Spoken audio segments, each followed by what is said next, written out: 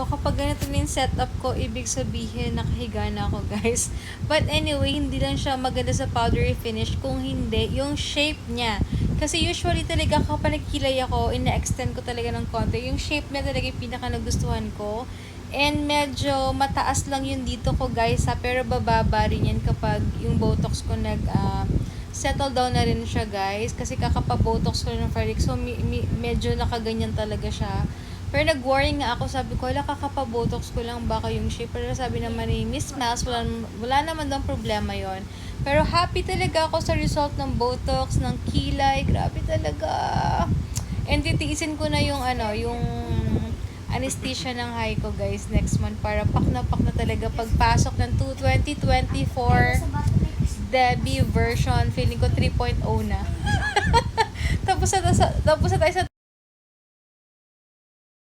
feeling ko 3.0 na or 3.0 na. Nakakaloka, guys, sa mga pinagdaanan ko sa buhay, but sobrang happy and blessed ako na kahit may pinagdadaanan talaga or pinagdaanan kami, guys, ito nakakapagpa-beauty ako dahil kay Miss Kate Yap talaga, kay Sis Kate Yap sa Dagduta Lounge. Grabe yung support talaga nila.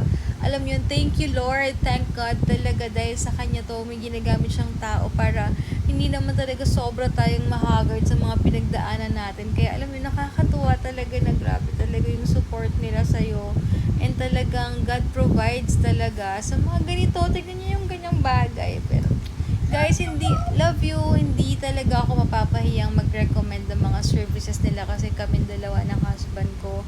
Hi ko si mama, ako talagang living proof kami na okay talaga yung services nila, guys. At one year plus na ako actually kami sa Dagdutulan siya papaalaga, but grabe, sobrang satisfied talaga at talagang grabe yung enhancement na ginawa sa face ko na hindi mo kailangan magpa-opera talaga, guys. Talagang yung mga kung anik-anik lang talaga nila doon, talagang sobrang galing. Kaya kayo, guys, huwag na kayo magdalawang isip, guys. Invest in